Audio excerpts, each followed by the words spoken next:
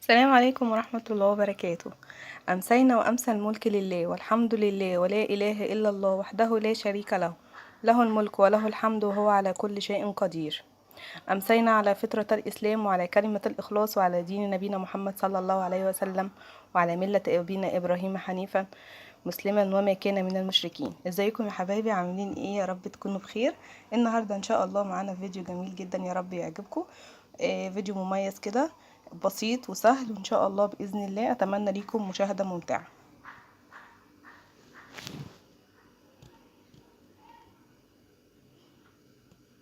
يلا بقى على طول نخش على الفيديو، نسمي الله ونصلي على الرسول. اللهم صل وسلم وبارك على سيدنا محمد. النهارده ان شاء الله عندنا عزومه كده لاغلى الحبايب، يعني زي ما بيقولوا كده. ان شاء الله باذن الله هتبقى عباره عن بط وعباره عن لحمه. يلا نشوف هنعملهم ازاي. كده حله على النار، حطينا فيها معلقه سمنه بلدي كده، ونزلنا بحبهان ومستكه وورق لورا وجبيبه صيني وفلفل اسمر حصى.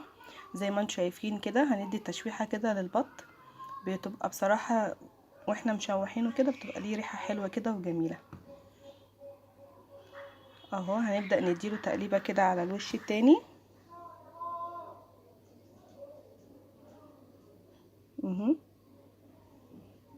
علشان ندخل بقى السمنه البلدي كده والحبهان والمستكه وكل الحاجات الجميله اللي احنا حطيناها كده تخش جوه البط كده. هننزل بقى هنا كده بالميه، وهنحط كمان معانا طماطمايه وجزرايه، وهنحط بصلايه. هبدأ كده اشيل الريم كده بعد ما اول غلوه كده، علشان الشوربه بتاعتنا تطلع صافيه وجميله. طبعا البط البلدي بصوا بيبقى سمين شويه، بس هناخد منه شويه شوربه زي العسل النهارده للمحشي بتاعنا.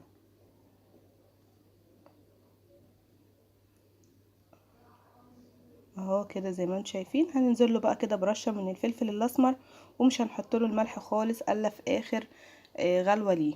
هنا بقى هنعمل محشي مشكل كده زي ما انتم شايفين. معايا شطه لان ضيوفي بيحبوا الشطه، ومعايا ورق عنب، ومعايا بتنجان وكوسه، ومعايا طبعا فلفل رومي. بصوا البتنجان بتاعنا جميل، وادي الكوسه كمان اهي.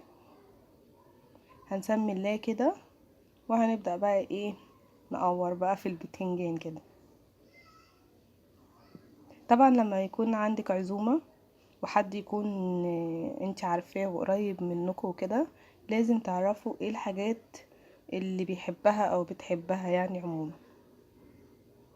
اهو انا بحب بصراحة اعمل لضيوفي او اهلي او اي حد كان، يعني اعمل له الحاجة اللي هو بيحبها. والحمد لله بفضل ربنا اي حد بيكون بيحب حاجة لازم اعملها له واطلعها له بنفس المستوى اللي هو بيحبها بالظبط.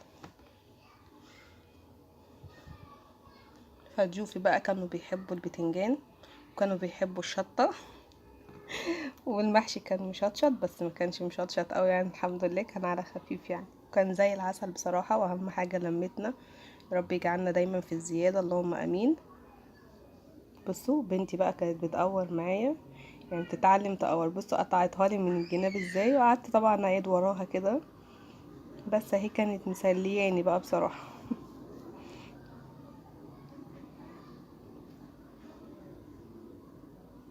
طبعا البتنجان بيسود الايدين جدا، بس بقى بعد ما نخلص كده بقى بنص ليمونه كده وندعك ايدينا، فكأننا ما عملناش حاجه، او بتفضل ليه ملامح بسيطه خالص في الايد يعني. كده خلصت البتنجان خلاص، ودخلت على الكوسه بقى. بصوا الصينيه الجديده اللي انا جبتها دي بصراحه كان وشها حلو قوي بصراحه. بعد ما خلصت الكوسايه اديتها كده بالمقوار سنه بسيطه كده من الظهر، بيبقى شكلها حلو يعني. هنا بقى انا عملت تسبيكة المحشي، هنعملها ني في ني زي ما انتم شايفين كده، بالذات في البتنجان والفلفل والحاجات دي بتبقى ليها ريحة حلوة قوي. نزلت كده بشوية من الزيت، شوية صغيرين يعني مش كتار، ونزلت عليها بطماطم المضروبة. وكان عندي العلبة دي كلها كانت برضو تسبيكة محشي، بس كانت العلبة دي سمينة شوية، فقللت طبعا من الزيت والسمنة في اللي هي الطماطم المضروبة. وهنديهم طبعا ملح وفلفل وكمون مش اكتر من كده. وهنسيبهم بقى ايه يتسبكوا خالص مع بعض. وهنسلق هنا ورق العنب اهو، حطيت له ميه بتغلي وعصرت فيها نص ليمونه كده، ونزلت بورق العنب بقى كله في الحله دي.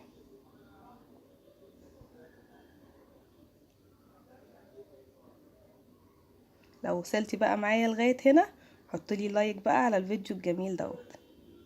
كده خلاص في اخر مرحله بقى في الطماطم. انا بسيبهاش تتسبك قوي يعني، لما تتقل خالص بسيب فيها سنه بسيطه كده عشان ندي للرز تشويحه فيها. وبعد ما شوحنا الرز قطعت بصلتين كده حلوين زي ما انتم شايفين، ومسكتهم مرطتهم او دعكتهم بالفلفل الاسمر والملح والكمون. بيدوا تيست كده رائع بصراحه للمحشي. هو ده بقى سر نجاح المحشي، بالذات الصيف عموما بيبقى غير الشتاء كمان. هننزل هنا بقى بطاسة كده على النار او جريل اي حاجة بقى موجودة عندك، وهننزل برضو بمعلقة سمنة بلدي، وهنحط ورق لورا، وهنحط فلفل اسمر وكبوبة صيني برضو حبهان ومستكة، وهنسخنهم حلو كده على النار. وهننزل بقى بيهم باللحمة. دي لحمة شرائح كده، هنديها كده تشويحة علشان نطعمها برضو كده ونخلي ريحتها وطعمها حلو. احنا هنشوحها مش هنحط لها ملح ولا حاجة، هو اللي انتوا شفتوه دوت هو اللي هنحطه عليها. طبعا انا معليه النار كده على الطاسه، وخليتها خدت اللون الجميل دوت من غير برضو ما تنزل ميه. انا ما قلبتهاش الا لما نشفت خالص كده، وهي من نفسها بقت تتقلب معايا. بصوا خلطه المحشي جميله ازاي كده. انا قلبتها تقليبه كده علشان مش عايزين نحط الخضره على طول وهي سخنه كده عشان الخضره ما تتبلش معانا. جبت حله بقى، هنبدأ بقى نقطع فيها كده بصل وطماطم وفلفل علشان دي اللي هنعمل فيها ورق العنب.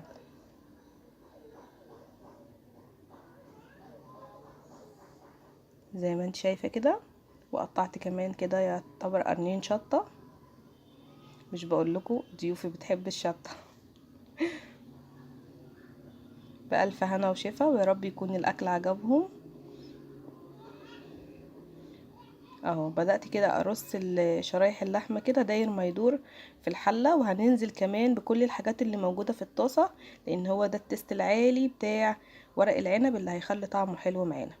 وهنا بقى بدأت ان انا احشي كده في البتنجان والفلفل والكوسة. بس انا هحشي وهحط في الصينية اللي انا كنت عاملة فيها التسبيكة كده عشان برضو ما نوسخش مواعين كتير. او بنت قاعدة جنبي عايزة تحشي بس مش عارفة تحشي عشان التصوير يعني. هحشي بقى كمية كده لغاية ما اخلصها كلها، وبعدين هرصها بقى في الحلة على طول داير ما يدور جنب بعض. اهو زي ما انتم شايفين، بسم الله ما شاء الله. طبعا الفلفل والبتنجان والكوسة مش بياخدوا وقت ولا حاجة، هو اكتر حاجة يعني بتاخد شوية وقت هي ورق العنب عشان اللف بتاعها. حطينا كده برضو رشة بسيطة من الملح، وخلي بالنا علشان الشوربة طبعا بتبقى متملحة معانا. وهننزل كده بقى بشوربة البط. كانت يعني البط كان عامل شوربة جميلة قوي، فاستغليناها في المحشي النهاردة، عملنا عليها حفلة يعني. بصوا الشوربة نضيفها ازاي. هنا بقى قعدت احشي كده ورق عنب واحط كده في الحلة. هرصه كده، هرصه داير ما يدور على اللحمة اللي احنا حاطينها كده في قاع الحلة.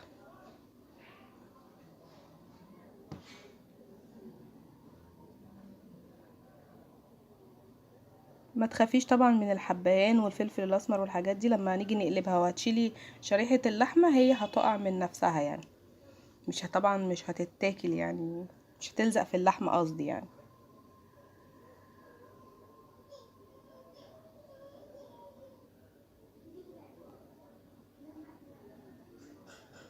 هشيل بقى حتة الدهنة ديت عشان هي بصراحة مضايقاني في النص كده، مش مسوية الحلة يعني.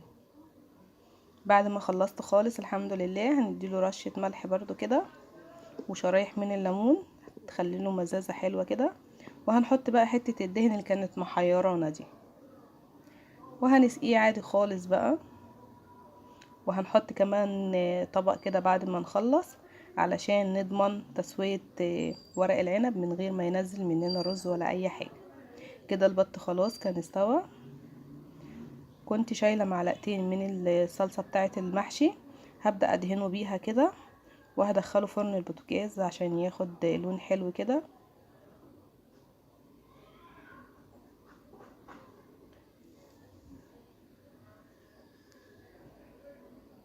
زي ما انت شايفة.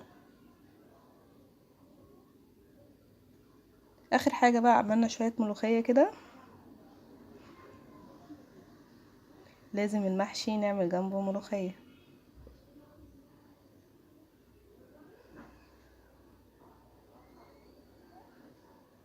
كده تمام. بصوا قوامها حلو يعني، ولا تقيلة ولا خفيفة. كده خلاص بقى وصلنا معاكم لنهاية الفيديو زي ما انتم شايفين. بصوا المحشي، بس طبعا مع الاستعجال بقى ايه، مش الاستعجال اللي ورا الكاميرا عمالين يخطفوا، واخدين بالكم.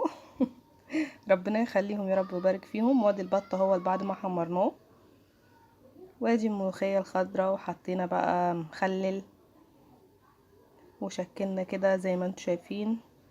اللهم ديمها نعمة يا رب واحفظها من الزوال. وادي الشطة بقى بتاعت ضيوفي، بصوا حطها لهم ازاي لوحدها.